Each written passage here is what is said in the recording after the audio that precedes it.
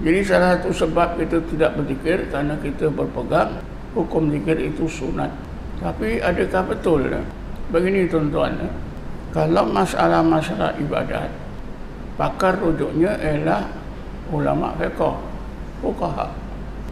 Kalau masalah zikir, ini masalah dalam ilmu tasawuf, pakar zikir ialah ulama tasawuf.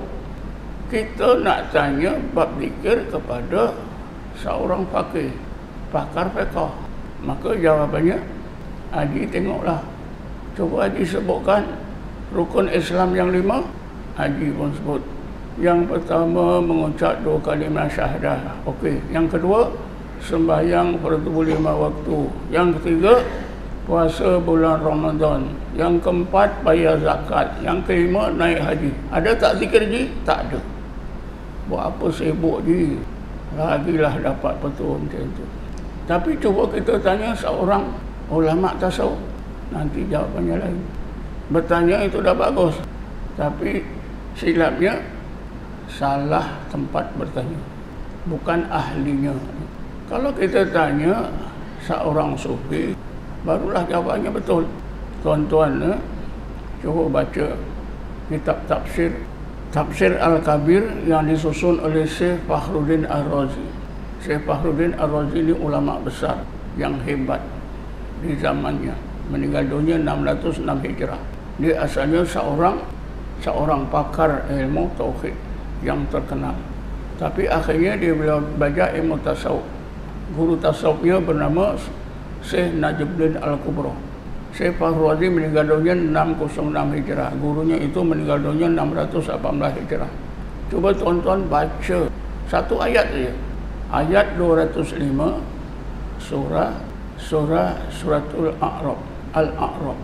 Apa kata Syekh Fakhruddin Ar-Razi? Dia seorang ahli tafsir, seorang ahli hadis, seorang sufi. Kalau tuan-tuan baca tafsiran yang dibuat oleh beliau ayat 205. Bismillahirrahmanirrahim. Wadhkur rabbaka fi nafsika tadarruan wa khifatan wa dunal jahri minal qawli bil ghudwi wal asal wa la takum minal ghafilin. Ya Muhammad, engkau hendaklah ingat dan sebut nama Tuhanmu Allah di dalam hatimu. Nabi Muhammad diperintah oleh Allah berzikir dalam hati Allah, Allah, Allah, Allah. Tadarruan wa khifatan, sehingga hatimu jadi tadarru' kepada Allah, takut kepada Allah sebenar-benar ya Muhammad. Wa dunal jahri minal qawli, tanpa ada kuat suara, dalam hati saja. Bil ghudwi wal asal, sepanjang masa siang dan malam. Wala takum minal ghafilin, jangan sekali-kali ya Muhammad hatimu lalai. Kalau tuan-tuan tengok tafsiran Syekh Fakhruddin, dia kata apa? Umat Nabi Muhammad juga wajib berzikir seperti yang diwajibkan ke atas Rasulullah SAW. Baru betul, sebab kita rujuk pandangan ulama tasawuf.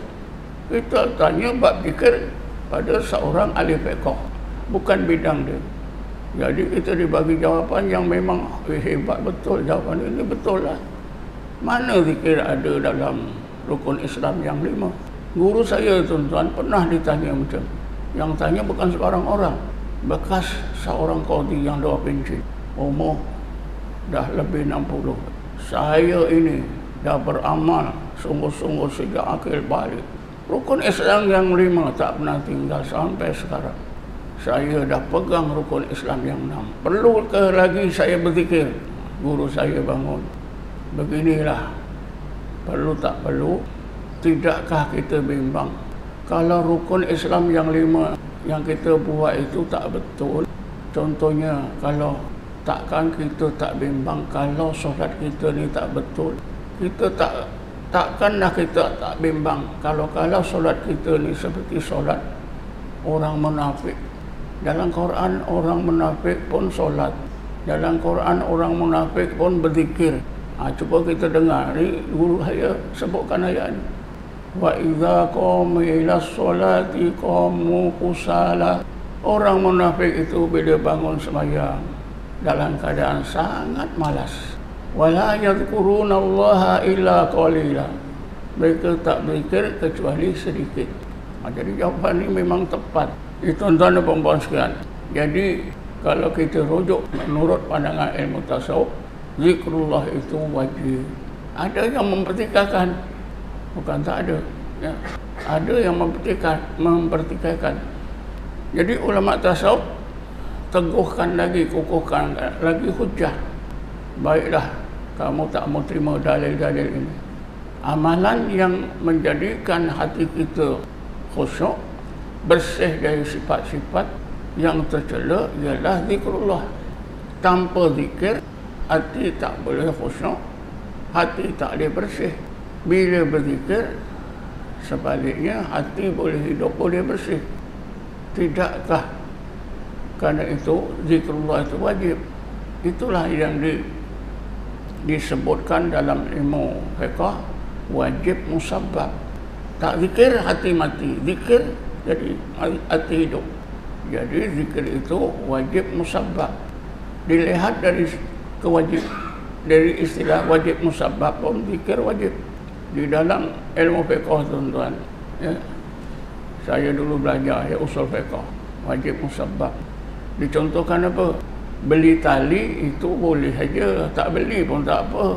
Beli-beli pun begitu juga. Tak sunat, tak apa. Nak beli-belilah. Tapi satu ketika beli tali itu wajib, beli-beli wajib. Di dalam kitab.